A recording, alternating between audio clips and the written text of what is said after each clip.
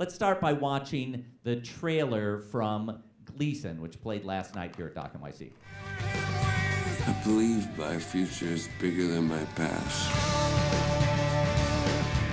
It's easier to make a difference with the world versus the reality of hardness it is to maintain relationships. His main purpose now is being the best that he can be. That's all that matters, is me passing myself to you. Family, friends, dating, obstacles, Insecurities. religion, love. That's what dads do. They pass the best of themselves to their kids.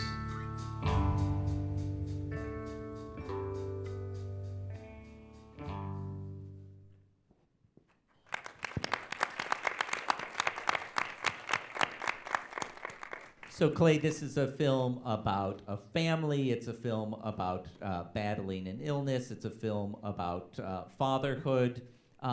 You've made several films in which you're following a story as it goes on. Several years ago at Doc NYC, we showed your film Make Believe about young magicians.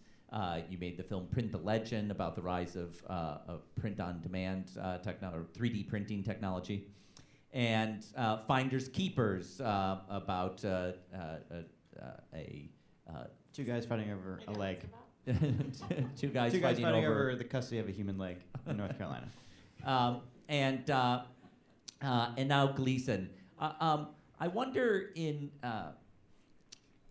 one of the things I so admire about this film is that it's absolutely unflinching about the real struggles inside this family. And I wonder if you can talk about your relationship to this family. And I think Michelle, the wife of Gleason, who we see in the film, is in the audience with us today. Can you talk about your relationship with this family and their willingness to go there? Yeah, the first time I went down to meet Steve and Michelle, it was a couple years into the disease and after the diagnosis, and I went down there to talk to them about the project, and one of the first things that Steve told me was he wanted to show the world what the day-to-day realities were, and not only how it affected him, but sort of everyone, and that he felt like that wasn't really fully perhaps represented, or he had not seen it in an unflinching way. And so if you've ever met Steve and Michelle, they have no filters, and they are sort of perfect documentary subjects in that way because they will tell you how they're feeling when they're feeling it. And you sort of combine that mentality with having this sort of like ever-present camera around. They had they were filming themselves. There were some caretakers who were filming, some sort of young film students who were around all the time throughout going through this disease. And so that sort of combination of those two elements makes for this very intimate and raw film. And so my relationship to that is, coming in, I felt like there was a great responsibility to sort of not exploit those vulnerabilities and that openness, and while also trying to be true to what Steve originally told me, which is show the daily realities in all of its brutality, show an enema scene happening in real time, show what it's like to go through these medical procedures and maybe have them backfire, and so that was sort of the guiding light of trying to present this story in a way that was going to be, it's about a lot of things, but certainly taking the audience through the ups and downs of what ALS really is. And talk to me about finding an ending for this film, because, and this is probably true of all these stories, is people's lives don't end, unless they literally end, but and even then, stories keep going with other ramifications. So how did you find the way to get out of this story? Yeah, in a very dark sense, and spoiler alert, Steve is still alive. And so people say, well, this is a terminal illness. How do you make a movie about a guy with a terminal illness and have him not die at the end? And so for me, as a storyteller, I'm sort of looking through the footage and talking with the family and trying to understand where there are points of sort of setup and payoff. I think that when you're crafting the arc of a movie, if you can have those things that are sort of like callbacks to earlier things that you set up, it lends towards a sort of satisfactory feeling for the audience. So one thing in particular, right when Steve is diagnosed, he has this conversation with his cousin. And he says, I'm filming this stuff because, you know, what if I never get to have a real conversation with my kid? You can't really have a real conversation with your kid till the kid's probably like 4 years old or something. And I thought that was a really interesting concept. And then, lo and behold, on River's 4th birthday, Steve at this point has lost his speech, cannot talk, but can type with his eyes and then have a computer speak his words. And he picks his son up from school, and he's having a full-on conversation back and forth. Even with the medical state that he's in, he's still doing everything he can to connect with his son and have that sort of real-time conversation. And I saw that footage and I was like, that's perfect. That to me is that he's going to continue to fight. He's going to continue to you know, persevere. And I think that lent itself to really what the spirit of Steve and Michelle are all about. All right, let's keep moving down this road, and I want to introduce these filmmakers and their films, and then I'll ask them a little question like I did just with Clay, and then we'll open this up to a wider conversation. So our next pair of filmmakers are Kief Davidson and Richard Ladkani, who made Ivory Game, which also played late last night. The film is on Netflix now. I also had the pleasure to show it at the Toronto International Film Festival. Let's watch the trailer for the Ivory Game.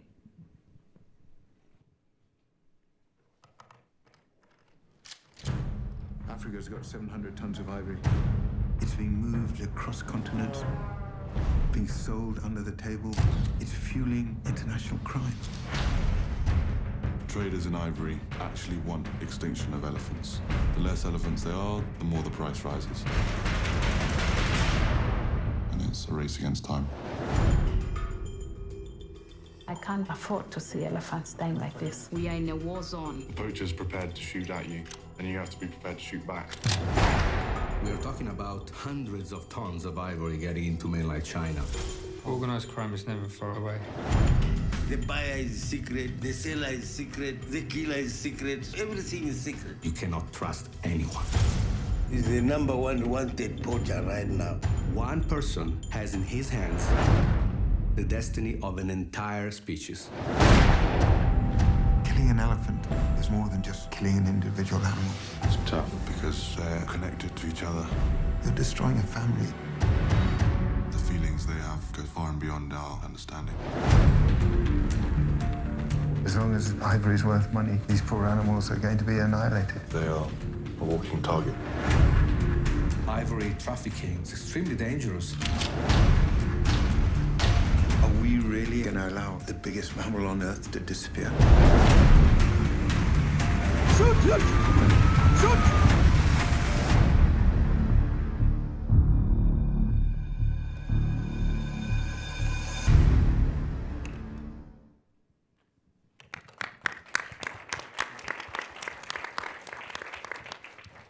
I could feel that underneath. With the Ivory Game, you're following the story on at least 2 continents, in Africa and in Asia. In Africa, one of the storylines you're following is the hunt for a major organized crime figure who's responsible for the poaching of elephants and the illegal shipment of ivory outside of Africa. And then in Asia, you're following a group called Wild Leaks and some of their associates who undertake sting operations to uncover the illegal trade of ivory in Asia.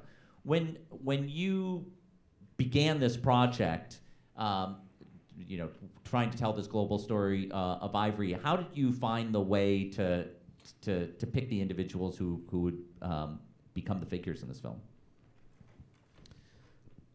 Well, it was a lot of research that went into this because as soon as we had made the decision to make the film, we realized it's a huge field of, there's a war going on in so many different countries in Africa and Asia. It's very dangerous in many places, so we really had to dig deep first and understand what is really going on and who are the big players. So we spent 1 year only researching and basically talking to people over Skype and getting attention here and there and talking to all the big organizations and then finding, okay, where are the characters that actually can make a difference and that would also work for a story arc. So there was a lot of journalistic work before we even started filming.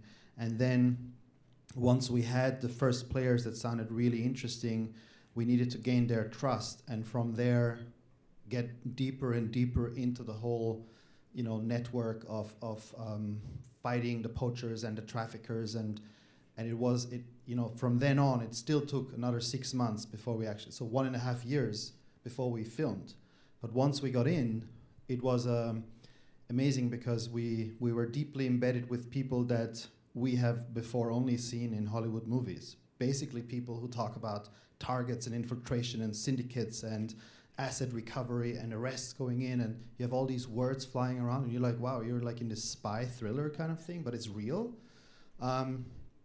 So it was, it evolved from there. So we just started sitting in the backs of their cars and then got deeper and deeper. And that even then got us to Asia. If you want to add, it's... Well, one of the things that you do, Kief, in this film is follow some undercover sting operations that get a little bit tense as it seems like maybe they're being found out. Can you talk about tracing that story, tracing these operations without knowing where they were going to go? Yeah, I mean, I think the uncertainty around where the story would go was always at the forefront for us. It was, I mean, in the very first conversations we were having about the film was, are we going to have an ending? When you're talking about infiltrating undercover activists and intelligence ops and ultimately the Tanzanian secret police who's trying to find the biggest poacher in Africa. What if none of this is found? We could be left with a very incomplete movie. But at the same time, we both were so energized to just risk it because when we started this, we didn't realize that it was as an urgent of a situation as it really was. It wasn't until we started doing the research and started to realize that, wow, 35 to 40,000 elephants are getting killed every year. And, we have to do our best because we're very passionate about our environment and nature. So we just kind of rolled the dice. But, as most filmmakers experience, the further you go on, the more your story starts to gel. We got lucky in a couple of times, but there was also a lot of perseverance and just sticking it out, and just waiting until something would gel. So these, some of these undercover activists were in the field for months and months at a time, building their case and infiltrating cartels, and some of them went down dead ends, but others paid off, and we were there ultimately when they were getting closer to then go in and get our storylines. I'll just say just one thing, there's a hunt for Shaitani, as you see in the trailer, who's one Shaitani of being the devil, basically, is his nickname. And we never thought that he would actually be found. And I don't want to give away the ending, but, things kind of, it got interesting for us. And it was really unlike at the last day of shooting, technically our last day of shooting that had happened, and then we realized we had to keep going. And I also just want to compliment our producers, because what was rare about this was that they let us go. They didn't say, okay, you have X amount of shooting days and now time's up and go and edit your film. They were just as energized as we were, and they were amazing because they just were like, okay, go on for another 2 months. Okay, we give you an extra 2 months. Okay, you have to go back and shoot that. So, that was very exceptional and unusual, and made us make the best of it, really. All right, let's move on to Dawn Porter. Yesterday, she received the Robert and Andrew Award at our Visionaries tribute. She was previously on the short list a few years ago with her film Gideon's Army, and now she's back with the film Trapped. Let's watch the trailer for Trapped.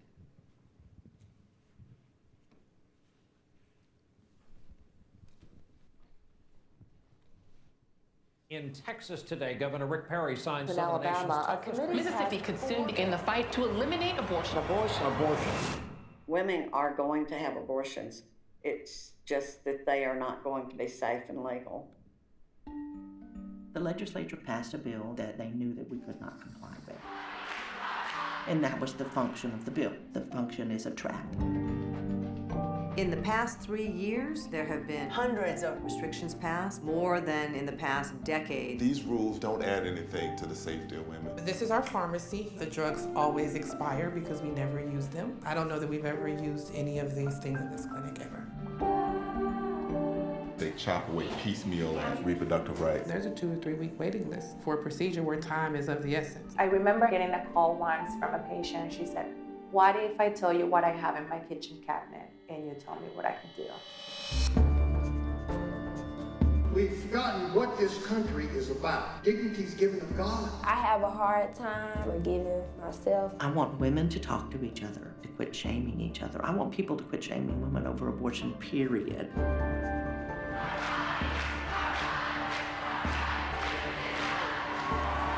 I'm on the floor today to give voice to thousands of Texans who have been ignored. The Supreme Court is going to hear another one of these cases, and it's going to be a showdown. They're letting politics trump medicine. You should understand it's not going to happen without a fight. It is escalating what is happening across the United States. It's increasingly becoming the case that women's constitutional rights are determined by their zip codes. I just want more people to start asking who's benefiting. Who benefits?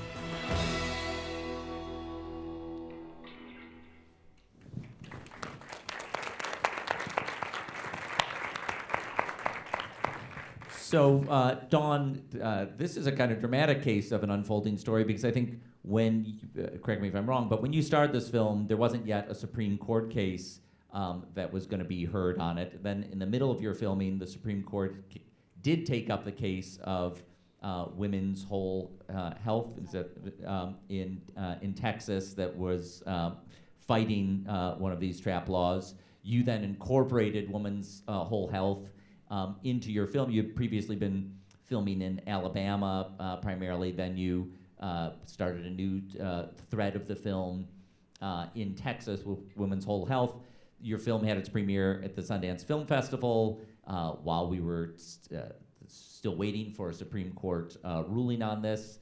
Then before the Supreme Court did rule, Justice Scalia passed away, which promised to make a potential difference in this case. I interviewed Dawn for my podcast, Pure Nonfiction, episode 2, and one of the things that came up in this podcast is that when Dawn told me that she was going to make this film a few years ago, I said, "Really? You're going to make an abortion film? Like, hasn't that already been done?" So can you talk to me about the things that drew you into this project in the first place? This really was a very dramatic example of something unfolding as I was filming. I was in Mississippi and I read that there was one abortion clinic in the entire state. And I couldn't believe that, so I kind of did the opposite of what these guys did, and not by choice. I mean, sometimes you feel like you have to. I think all of our dreams, I really applaud like Clay for digging through like 1,000 hours of footage to find that story. And these guys for going and like literally risking their lives, but also spending a year and a half to research and tell that correctly in a beautiful way is like the opposite of lazy. But so this happened, and I couldn't do that. And documentary is not actually very well suited to an unfolding story because of the funding situation that we have. So I had no money. I called, and Chicken and Egg gave me an emergency $5,000 grant. So like when I tell people they gave me an emergency grant, it was $5,000 to go and do a little bit of filming. And then we were constantly raising money in order to cover things and missing a lot, and if I'm really, really honest, which I want to be with you, because I think we need to be honest with each other, I feel like I could have made a better film if I had more time, but I did the best I could with what I had. And so things were constantly unfolding, and we would raise money and go and show what we could show. And so very much, we had no idea what the ending was going to be. Or how it was going to unfold, and it really could have gone either way. So my kind of remit to myself and to my whole team was, let's show people experiencing this in as real time as we can, and give people a sense of what it's like to try and comply with laws that are meant to shut them down. And so, that's kind of how we went about it. And can you talk about making this decision to, you've been filming in Alabama, the Supreme Court case comes up against women's whole health in Texas, and then you open up a storyline there. How did you bring those into the same film? You know, one of the things that happened, and that's why I really deeply love the documentary community, is because these conferences and just being around people. So I showed a few minutes of footage at the Athena Film Festival when I was just starting. And it's something that's great to do if you're just starting and you're looking for money. You should let people know what you're working on, because people will come forward to help you. That's like what our community does. And so Chris Hedges, who is part of the filmmaking team of Chris Hedges and Penny Baker, said to me, I feel like you're avoiding the lawyers in this story. I was very focused on the abortion providers. And I had just made Gideon's Army about lawyers, and I didn't want to be ghettoized as like lawyer girl filmmaker. So I was avoiding the lawyers. I was like, I don't care about lawyers anymore. And she was like, there's a real story with the lawyers. So actually, because Chris said that, I did some research and figured out. Maybe it's because Chris was also working on a film about lawyers at that time. I think she just has this, from 10,000 feet, she knows to push filmmakers, towards things. And she has such a great sense of story. And so it turns out the Center for Reproductive Rights is a nonprofit law firm of mainly female attorneys, and they were fighting all of these cases across the country. And there were 14 cases going up through the court system. And so I started working with them, and I finally said to them, all right, what's gonna happen? And you heard, that was Nancy, the executive director, in the clip. And she said, it's gonna be a showdown. One of these cases is going to the Supreme Court, and it's gonna determine reproductive rights for the next decades. And I said, well, which ones? And she's like, I don't know which ones, but Texas and Mississippi are ones that I would look at. So then we started filming in Texas, and we didn't know that the clinics that we started filming would become the plaintiffs in the Supreme Court case that ultimately was decided.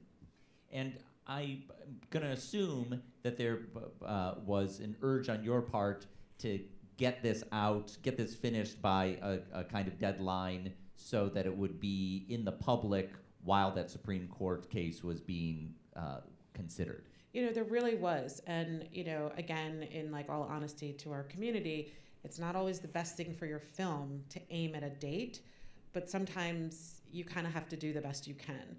And we really thought we had a shot at a Sundance premiere, and that would mean that this film would be part of the conversation while the Supreme Court was considering this case. And people on the ground could use it, the public could see it, and have an opinion about what the court was going to decide. So we submitted to Sundance with a black text card at the end saying "ending to come," and so we had no end. And and then PBS worked with us, Independent Lens, to release the film in June, right before the Supreme Court. So we had a 6-month window of what to do with it in that time, very compressed in our world. And we used FilmSprout, and we had 300 community screenings across the country.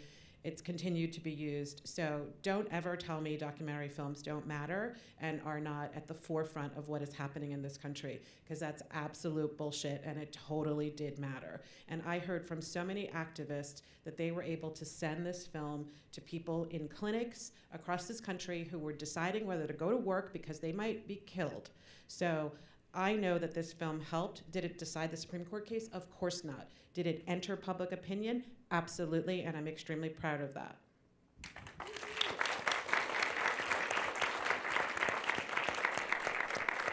So Josh Kriegman and Elyse Steinberg, your film is Weiner. I will ask you a question about it, but first let's watch the trailer to it.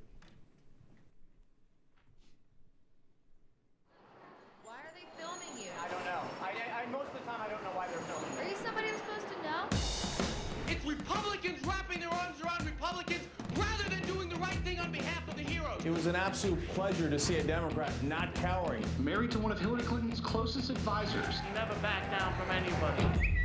A photo of an anonymous man's bulging underwear was tweeted from Congressman Weiner's account. Today, I am announcing my resignation from Congress. The punchline is true about me. I did the dumb thing, but I did a lot of good things too. Running for mayor was the straightest line to clean up the mess that I had made. This is Anthony Weiner calling. Yes, I'm not Anthony Weiner, the one running for mayor. Why do you think you deserve the second chance? Why do you want to answer? I'm giving you the answer. I thought you were thinking about it. I thought No, you were I'm trying talking to think. words. What I'm going to try to talk about is the issues facing New York City. Are more women going to come to Just a quick optics thing, you will look happy. Don't push us, Anthony. Show it to me again. Oh my God. I can't believe I gave the press the finger. How many women were there? Can you remember? What I would like to talk about is housing in the Bronx. Any questions about that? Why should we trust your judgment? We're going to try to look like we're holding together as a group. I am profoundly sorry. And for that, I am profoundly sorry. Does your wife's absence say anything? What is wrong with you? What is he so afraid of? Your brother said that your father never hugged you. Do you believe you're suffering from any sort of addiction? What are you, the referee over there? We are staying calm and managing the situation. You're a real scumbag, Anthony. Takes one to know one, jackass. Why didn't he just walk? Let me just be brutally honest with you. There's no chance to win anymore. Thought it was going pretty well. It's really apocalyptic right now. But at a certain point, you've got to say, look, I don't quit. This is the worst. Doing a documentary on my scandal. Hi.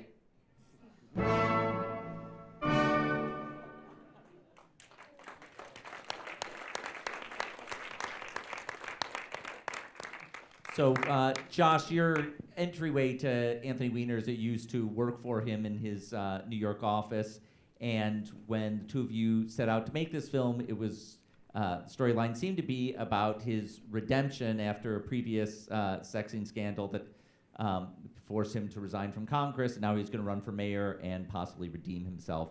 Didn't go that way. Can you talk to us about the moment when the film turned, and how you guys kept on the story? Yeah.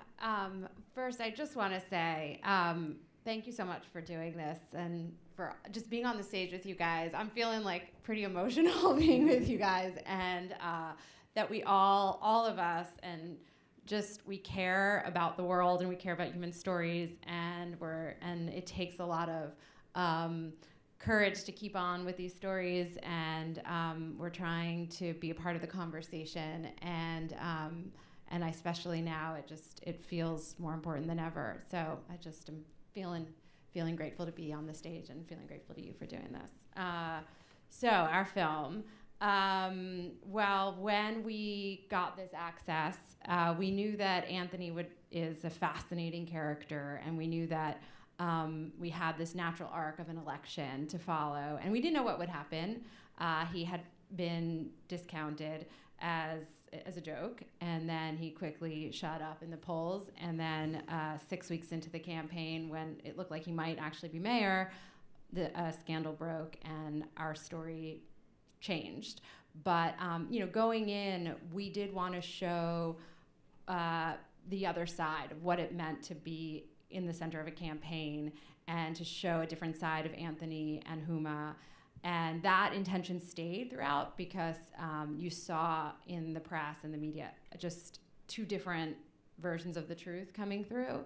So that intention stayed, and it was challenging, and Josh can speak more to that because he was primarily shooting and had a new Anthony prior, but it was more challenging. But I think that a couple of reasons, Anthony did want to show the other side.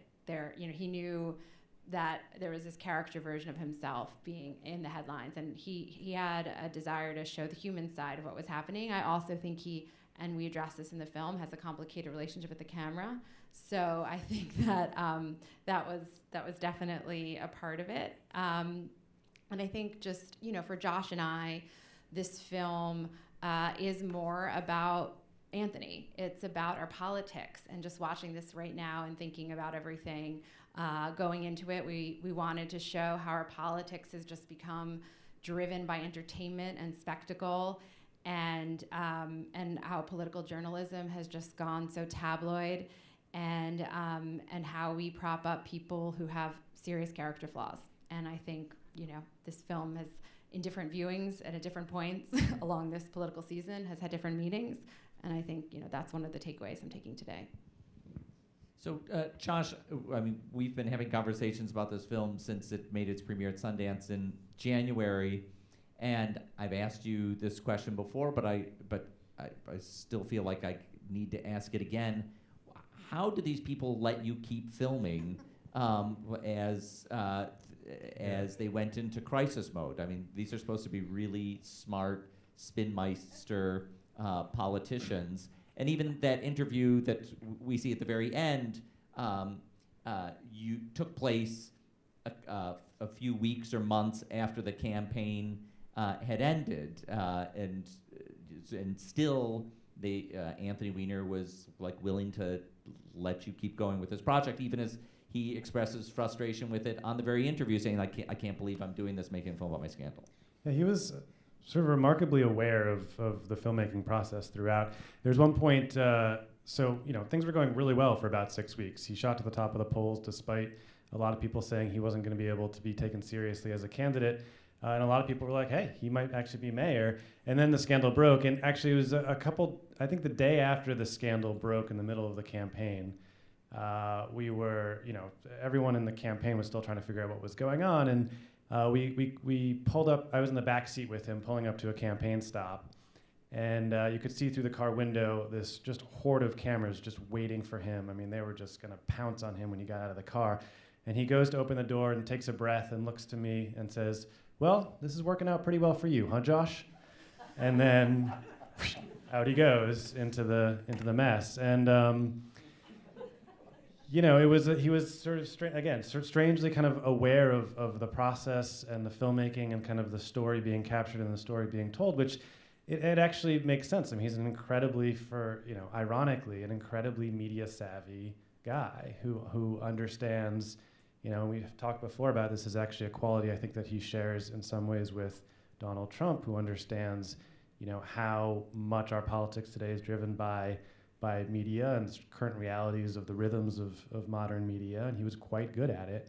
And I think, as Elyse was saying, I think he, to your question, Thom, I think he really felt and understood that there was the potential in a documentary to just get a more complete version of his story told, in contrast to the one that plays out in the New York Post.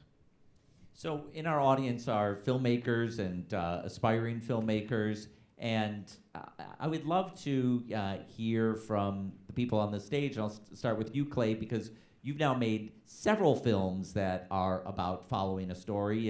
It is, seems to me, one of the most difficult kinds of documentary filmmaking, to take this leap of faith, not knowing where it's going to go. I guess you're a glutton for this kind of punishment. I'm a moron. What have you learned over these projects, and what would be the advice that you would give to other people about catching this tiger by the tail?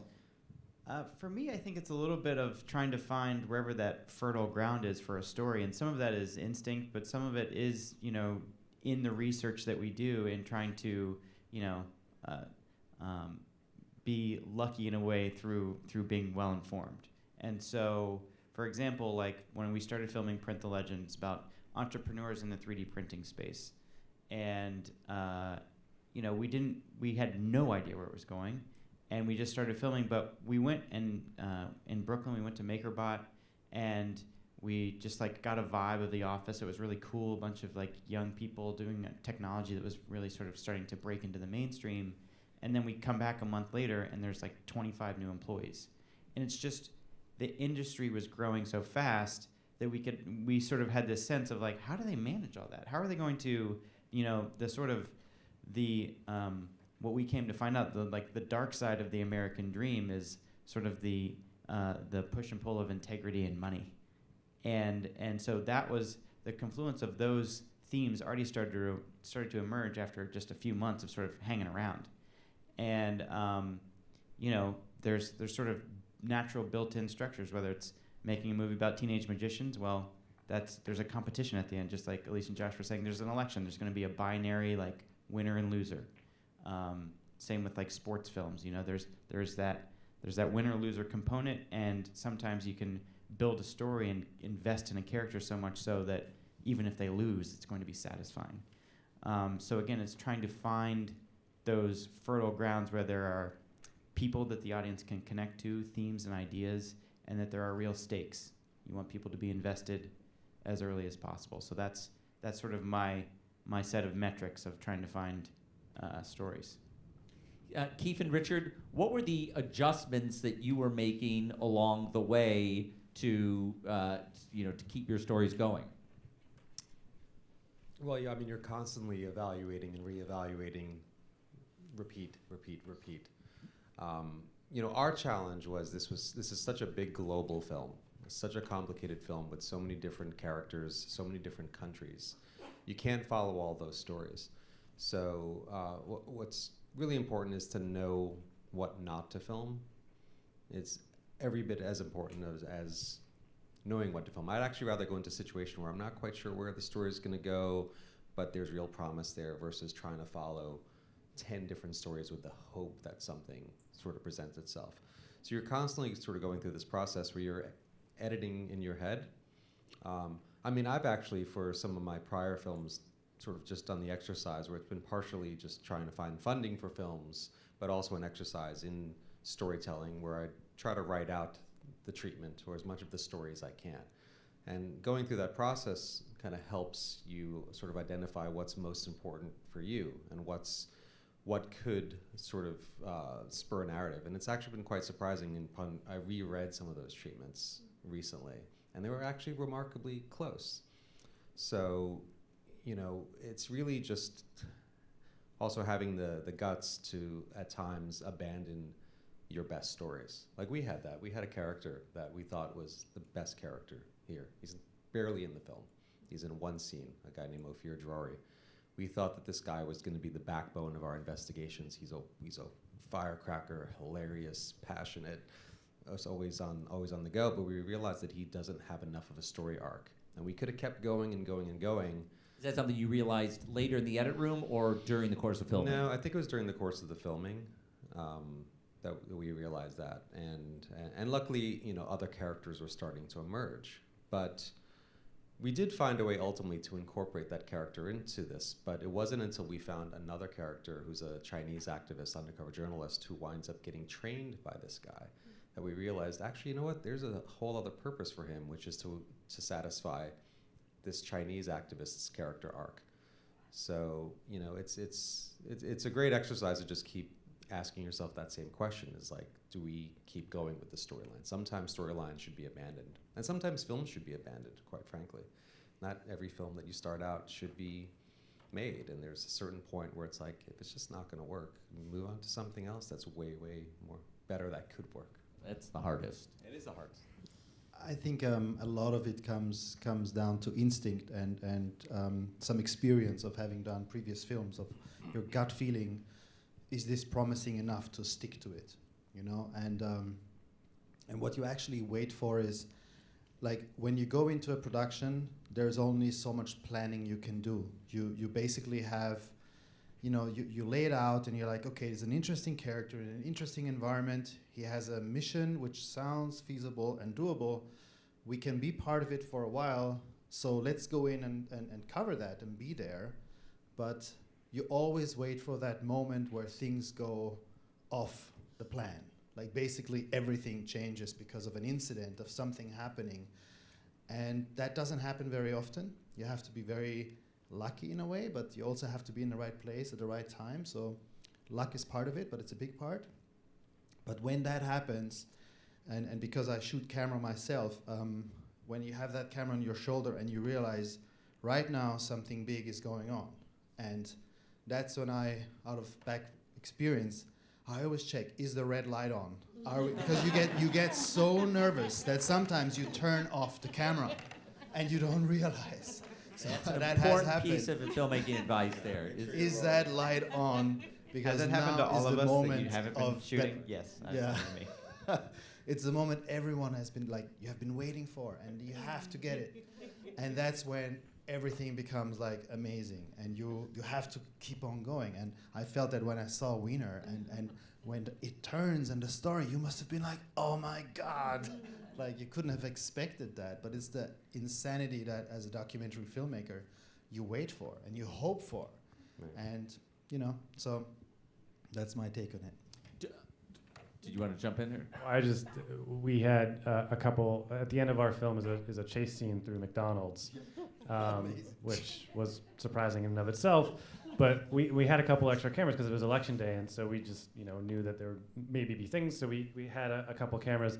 So we went back to look at the footage, of course, and one of the cameras, and I think we've all had this experience, we're like, all right, what? It's the shot of the ground, right? And then it comes up, and there's the Sydney Leathers, and then it cuts. And it was just, a mistake that I think we all have made, of just the wrong time, hitting the record button in the wrong direction. You wanted to turn it on and you actually turned it off. Right. Yeah. We had a bunch of camera people that day, so luckily we were new, so we had a couple, I think 4 camera people that day. So, but one person, basically the action happened. Can I just add? I mean, this seems to be very much about when do you stop stories unfolding? Obviously, it's the name of it. I do think, since there's a lot of film students out here, and I think you and I could probably attest to this the most, is we're both editors. We've come from editing, and I don't know about you, but I've found that that's been, for me, the number one sort of training ground in really understanding what you should be filming, what you should not be filming, and really editing the story, as you go. For me, it's been the most important tool for me to really understand, and for the years that I spent in the editing room, I think has made me more efficient. Yeah, I agree. I mean, I think just even in terms of being out in the field of like what to cover, and thinking, you're sort of like cutting in your head of like, okay, I need to get a wide shot of this, because then people don't know where this is. It's a hotel room. Or just having those. It's sort of like honing those instincts of what is an interesting character moment, or like really watching certain character traits of people. Of, okay, this person is fidgeting with their hands right now. That'd be an interesting thing to be able to get, because that's like, maybe they're not telling the truth, maybe they're feeling uncomfortable, and that's going to be revealing later. I always think of like Breaking Bad, That's fiction, Clay. Oh, sorry, wrong panel. No, but just those sort of like little tiny character moments, and honing those instincts about how to sort of sketch out the story as it's happening. Dawn, when it comes to observational filmmaking, which all of these films are to different degrees, there's a kind of spectrum. There's the very purist, we're just going to be a fly in the wall and watch what happens and try to disappear as much as possible. And then there's a version of that filmmaking where you stop every once in a while and you ask some questions. You do an interview, which I think in your films that's what we see a combination of is observation and then you engaging with these characters. Can you talk about how you maintain that balance? I think it's a really good discussion, and so interesting, because I think one of the things I try and do is think about, I definitely have like conversations with the editor in my head as I'm in the field, like, don't fall in love with somebody so much that you're not getting the broader picture. But I think I try and think about who's gonna watch and what they would wanna ask at that moment. So if sometimes your characters can fall into their staid kind of lines, especially if they're prominent people or people who are used to giving media interviews, and you have to interrupt that. But another thing I do a lot is I work with camera people I know and trust, and sometimes I'll split off from them. So for example, before the election, I was in Ohio. We were filming with a woman who's a voting rights lawyer.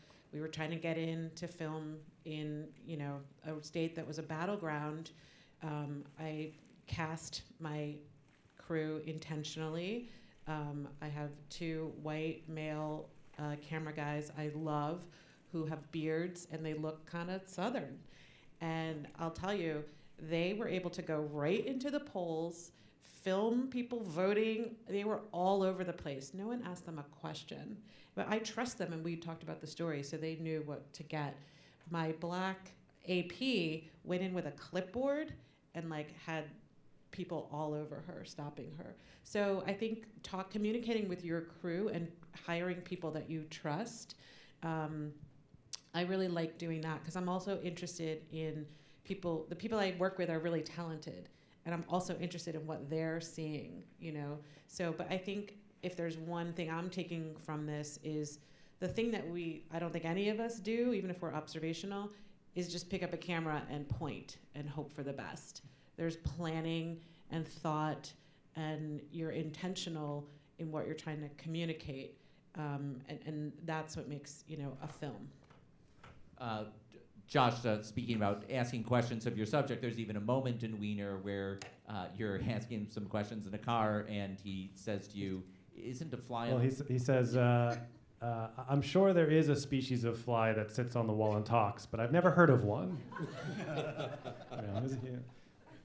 How did you maintain a balance of wanting to ask questions and needing just to hold back and see what's going on? Yeah, it was a tricky thing. I mean, it was just a lot. It was a dynamic that played out throughout. I filmed for 4 months, pretty much nonstop, all day, every day, and there were times when it was, when I knew I had to hang back. There were very tense moments at the end of long days when I knew he was just not, going to be, or I sort of trusted my instincts about whether he was in the mood to talk or not. There were other times when, I sort of got a sense maybe that he really wanted to talk, and there was sort of an oddly kind of confessional, I think, aspect in some ways to being there with a camera in that environment, and but it was there's a lot of sort of push and pull and trying to navigate that throughout.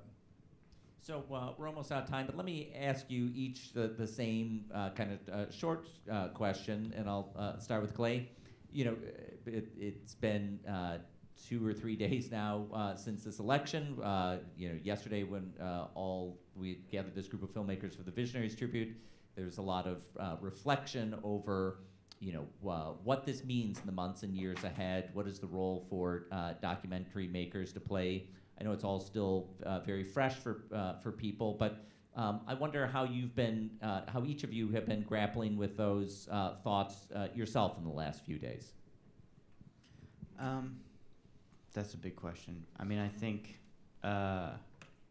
it seems to me that there's quite a large group of people that feel very slighted by this broken system, very disenfranchised, and I personally am trying to think of ways to use the art form to create a greater understanding through empathy and understand where people are coming from. I mean, I think I try to do that in all of my films, even the tabloid story of 2 guys fighting over a leg in North Carolina, but the movie reveals the layers and the motivations of these people, and so you get this sort of greater context, and hopefully, just in trying to tell character stories, I'm really interested in trying to understand how people could feel so slighted and that they could vote against perhaps self-interest or vote in such a way that was against a way I don't even know, against the prevailing polls and thoughts of the media. Keith Davidson? Well, I mean, I'd say like many of us, I mean, the first day for me was just, emotional and crying and just trying to grapple with it. And I'd say what started out is just really thinking about, well, how do I explain this to my child and keep him safe and sort of the family side was really the first sort of instinct. But then I'd say by really yesterday, and I think it's because we've had questions around the film and the impact of the film, the thoughts have actually now gone to an environmental sort of thinking. with the Ivory Game, because this is a very urgent movie. It's an urgent situation with so many elephants dying, nature just being devastated, and thinking about the progress that's been made with the Obama administration, and there has been progress in wildlife conservation. There's been a federal ban of ivory that was enacted this year in July, which is a big step in the US. There's still no state-by-state ban.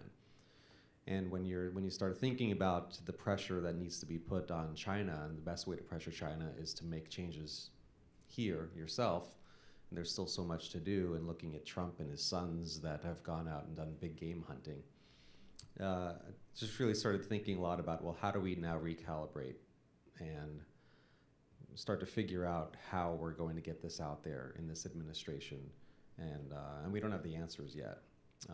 But it's, when you're at this sort of turning point where things have to change right now, it's a precarious sort of situation to be in. So, Richard, you're based in Germany, so you are, probably kind of insider, outsider to this experience. What are the thoughts going through your head? Whew, big question. Look, we were deeply shocked when we woke up in the morning in Germany. I'm Austrian and I live in Munich, and when we saw that, it was just like, oh my God, like what's gonna happen to this world? We are very fearful in Europe, what's gonna happen. Europe is already kind of drifting apart, and now that we have lost the US as a partner that calms things down, it's gonna get even worse, so people are very fearful. It's the first time that the foreign minister of Germany has not congratulated the president-elect. He just said, things are gonna get tougher and tougher, but we have to keep fighting for what's good. And that's like unheard of. So there's a lot of, in Europe, everyone's like anxious about what's gonna happen. But as filmmaker, I'm thinking myself, what can we do? Because when we did this film about the elephants, we wanted to raise awareness about something that needed to be seen and talked about by people. So you want to point a shining light on a problem so people notice it and take action and stop it because it's wrong.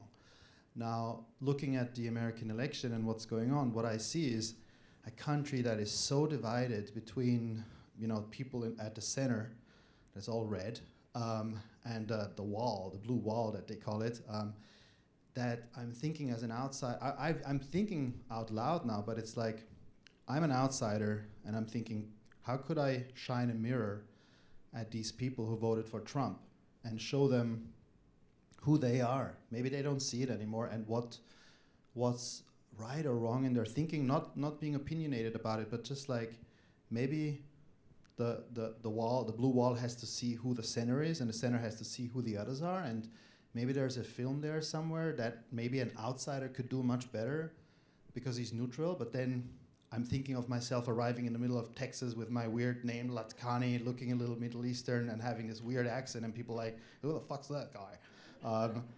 But maybe it's a good thing. So there's a lot of thought going on of maybe this could be turned into a film that helps society come back together.